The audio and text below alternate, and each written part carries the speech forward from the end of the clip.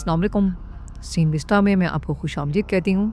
मैं हाजिर हुई हूँ एक नई कहानी के साथ। तो शुरू करते हैं आज की कहानी। कहानी की शुरुआत होती है साल 2005 में, जहाँ साइंटिस्ट ने ये पता लगा लिया था कि अब इंसानों का दिमाग और विकसित नहीं हो सकता और अब आने वाले समय के साथ इंसानी दिमाग कमजोर होता जाएगा। सारा दिन या टिकटॉक देखने की वजह से इंसान बेवकूफ बनते जाएंगे। इसके बाद हम कॉर्पोरल जो को देखते हैं, जिसे एक सीक्रेट मिशन के लिए चुना गया। असल में साइंटिस्ट ने एक हाइबरनेशन पॉड का आविष्कार किया था, जो उसमें सो रहे इंसान को अनगिनत समय तक जिंदा रख सकता था। वो लोग चाहते थे कि जो उसमें लेटने वाला पहला इंसान हो, जिसे वो भविष्य में उस समय निकाल सकें जब उन्हें उसकी जरूरत पड़े। उन्हें एक लड़की की भी तलाश थी, पर बहुत कोशिश करने पर भी उन्हें आर्मी से कोई नहीं मिली। जिसके बाद उन्होंने रीता मैम की तवायफ को ही इस काम के लिए चुना। यह एक्सपेरिमेंट बहुत खुफिया तरीके से होने वाला था, इसलिए पूरी दुनिया में किसी को भी इसको कोई जानकारी नहीं थी। इसके बाद रीटा और जो को उस पॉड में डाल दिया गया, लेकिन वो लोग बिल्कुल भी घबराए हुए नहीं थे, क्योंकि यह एक्सपेरिमेंट सिर्फ 1 साल चलने वाला था।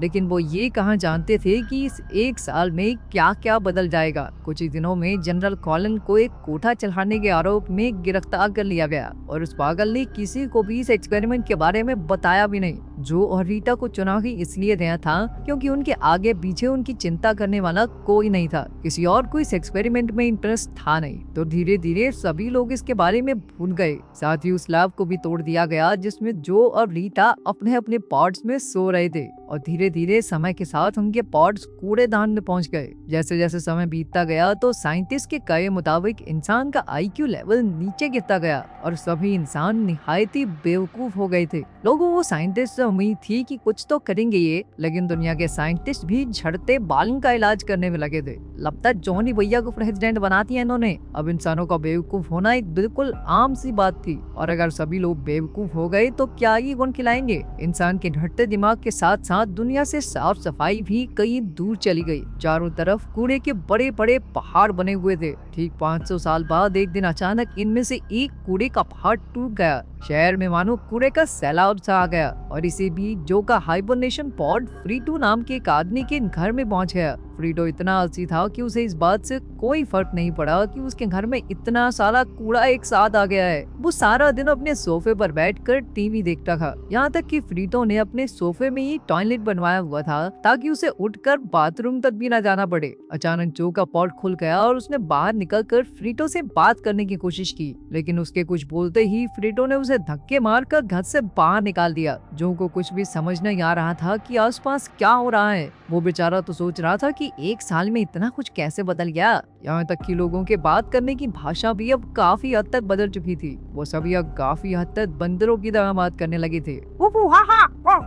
और जब जो ने उनसे इंग्लिश में बात करने की कोशिश की तो उन्होंने उसे डराकर वहाँ से भगा दिया। इसके बाद वो एक अस्पताल में पहुंचा, जहाँ से गेम में जीतने वालों का ही फ्री में इलाज किया जाता था। अच्छा, सर फट गया और पैसे नहीं है, इलाज तो होता रहेगा, फटे सर के साथ गेम खेलो बैठ के। ये सब देखकर जो और कंफ्यूज हो गया, इसलिए उसने रिसेप्शनिस्ट से डॉक्टर के बारे में पूछा। नर्स ने फटाक से अपने टेबल पर लगे बटन को दबा दिया। जो को प्यास भी लग रही थी, इसलिए वो पास में लगे नल में से पानी पीने गया। लेकिन भविष्य में सभी लोग पानी की जगह एक एनर्जी ड्रिंक पीते थे। उन्हें लगता था कि पानी तो बस हारने के बाद फ्लश करने के काम आता है। इसके बाद जो ये एक अजीब से दिखने वाले डॉक्टर से मिला। डॉक्टर भी ऐसा लग रहा था मानो जंगल से भाग के आया अभी। तभी जोई ने एक मैगजीन पर उस दिन की डेट देखी, लेकिन इससे पहले कि वो कुछ समझ पाता, डॉक्टर आकर उसके सामने बैठ गया और भारी भारी शब्द बोलकर अपने आप को पढ़ा लिखा दिखाने लगा। थोड़ी बातचीत के बाद उसने जो को पागल घोषित कर दिया। बेटा देखता है, इंजेक्शन से कुछ नहीं होगा, तेरे बिजलियां लगेंगी। साथ ही उसने जो से $5 बिलियन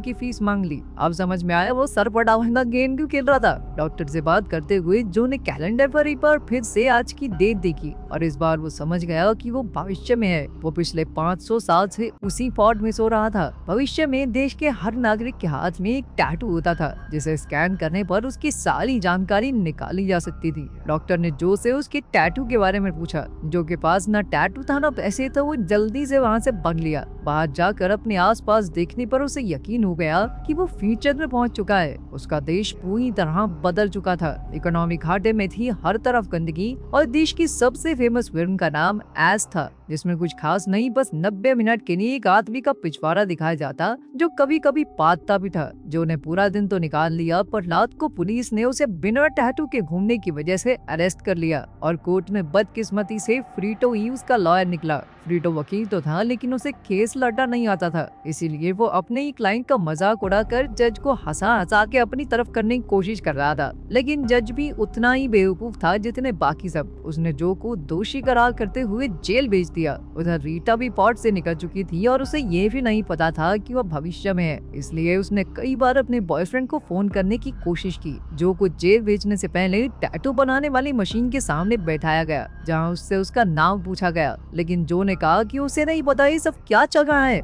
इसलिए कंप्यूटर ने उसका नाम नॉट श्योर यानी पता नहीं लिख दिया। इसके बाद उसका एक IQ टेस्ट हुआ जो उसने बड़ी ही आसानी से पास कर दिया, और इतना ही नहीं, उसकी दुनिया में सबसे ज्यादा IQ थी। जो समझ रहा था कि वो इस दुनिया का सबसे इंटेलिजेंट इंसान है, इसलिए उसने जेल पहुंचने पर गार्ड से कहा कि उसकी रिहाई का दिन तो आज ही है। वहाँ गार्ड्स इतने बेवकूफ थे कि उन्होंने उसे बिना कोई सवाल किए जाने दिया, लेकिन जेल से निकलते वक्त कैमरों में उसकी वीडियो जरूर बन गई। वो फिर भी किसी तरह वहाँ से निकलने में कामयाब रहा। जो जेल से भागकर सीधा फ्रीतो के घर गया, क्योंकि उसे इस दुनिया में नहीं रहना था। उसने हिसाब लगाया कि पिछले 500 साल में किसी न किसी ने तो टाइम मशीन जरूर बनाई होगी। इस पर फ्रीतो ने उसे बताया कि म्यूजियम में टाइम मशीन नाम की चीज रखी हुई है, और उसने जो की कोई मदद करने से साफ इनकार कर दिया। जो ने अपने दिमाग का इस्तेमाल करते हुए फ्रीतो को बड़ी आसानी से बेवकूफ बना दिया और कहा कि उसकी मदद करने के बदले वो उसे 2005 में जाकर $8 बिलियन देगा। तभी पुलिस भी वहाँ पहुंची, लेकिन वो दोनों सही समय पर टूटी हुई खिड़की से भाग गए। रास्ते में वो रीटा से मिले और उसे भी अपने साथ गाड़ी में बैठा लिया। रीटा को 100 बार बताने पर भी उसे विश्वास नहीं हुआ कि वो 500 साल आगे आ गए हैं। उसे तो बस ये चिंता सता नहीं थी, मेरा बॉयफ्रेंड फोन नहीं उठा रहा, उसने कोई दूसरी लड़की तो नहीं पटा ली। म्यूजियम पहुंचने पर जो अपना टैटू छुपाना भूल गया, जिस वजह से वहाँ मौजूद स्कैनर ने उसे स्कैन कर लिया और पुलिस को तुरंत उसकी लोकेशन का पता चल गया। किस्मत से पुलिस के आने से पहले ही वो गाड़ी छोड़कर भाग गए। फ्यूचर में पुलिस कुछ ज्यादा बातचीत करने में विश्वास नहीं रखती थी। पुलिस और जनता ने मिलकर बिना बात ही उनकी गाड़ी में आग लगा दी। इनमें से किसी को पता नहीं है ये क्यों कर रहे हैं ऐसा, बस मजा आ रहा है तो करने। इसके बाद फ्रीतो उन दोनों को भविष्य के सबसे बड़े ट्रेड सेंटर में लेकर गया। उन्हें वहाँ से एक मेट्रो लेकर म्यूजियम जाना था। मेट्रो पर चढ़ने से पहले रीटा ने बाथरूम जाने को कहा और तभी एक बार फिर से जो का टैटू स्कैन कर लिया गया, लेकिन इस बार पुलिस ने तुरंत आकर उसे अरेस्ट कर लिया। लेकिन उसे इस बार जेल नहीं, सीधा व्हाइट हाउस ले जाया गया, जहाँ उसे देश का प्रेसिडेंट कमूचा मिला। पूरी दुनिया में सबसे तेज दिमाग होने की वजह से उसे US सेक्रेटरी ऑफ इंटीरियर बना दिया गया। इसके बाद प्रेसिडेंट ने ऐलान किया कि जो ही देश के खाने की कमी को खत्म करेगा,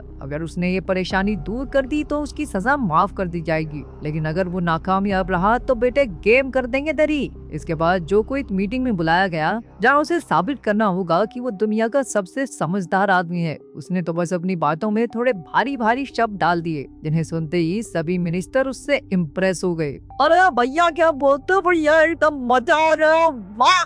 दरअसल अब खेतों में कुछ पैदा होता ही नहीं था और इसी वजह से खाने की इतनी दिक्कत थी, लेकिन जो को अपनी टाइम मशीन ढूंढने में ज्यादा इंटरेस्ट था। तभी फ्रीतो ने उसे टाइम मशीन तक पहुंचने का मैप बनाकर दिया, लेकिन बोगी इतना बेवकूफ था कि उसने मैप में बस एक आड़ी टेढ़ी लाइन बना रखी थी। खेतों में जाकर जो को पता चला कि किसान फसल उगाने के लिए भी उसी एनर्जी ड्रिंक का इस्तेमाल कर रहे थे जिसे वो पानी की जगह पिया करते थे। उसने तुरंत ही सरकार से खेती के लिए पानी इस्तेमाल करने को कहा, लेकिन इस तरीके से किसी ने उसकी बात नहीं मानी, जिसके बाद उसने सबसे झूठ कहा कि वो पेड़ पौधों से बात कर सकता है और वही बोल रहे थे कि उन्हें ये ड्रिंक का टेस्ट पसंद नहीं है, थोड़ा पानी पूनी दिया करो उनको। ये रूल अप्लाई होते ही उस एनर्जी ड्रिंक के स्टॉल धड़ाधड़ नीचे गिर गए, जिस वजह से एक ही दिन में देश की आधी जनता बेरोजगार हो गई। दूसरी ओर इतने दिन से पानी इस्तेमाल करने के बाद भी एक पौधा नहीं हुआ था, जिसका मतलब ये था कि उसका प्लान तो फेल हो गया। सजा के तौर पर अब उसे एक स्टेडियम में अपनी जान बचाने के लिए ट्रक से लड़ना होगा। कानून के हिसाब से उसे स्टेडियम में लिचाया जाएगा, जहाँ एक खूंखार ट्रक उसका पीछा करेगा।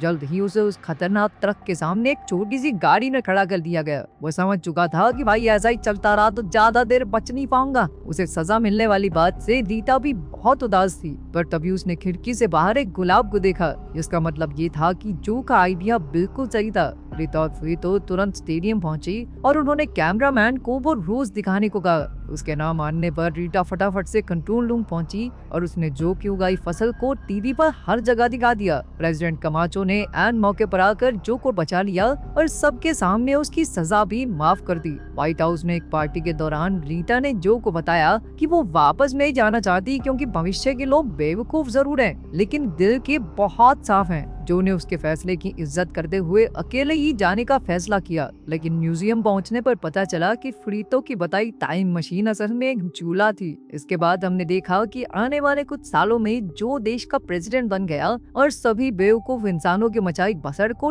ठीक करने लगा। उम्मीद है कि आपको आज की हमारी स्टोरी पसंद आई होगी। मजीद वीडियोस के लिए हमारे चैनल को सब्सक्राइब कीजिए और बेल आइकन को प्रेस करना ना भूलिए ताकि हमारी नई वीडियोस की अपडेट्स मिलती रहें। शुक्रिया।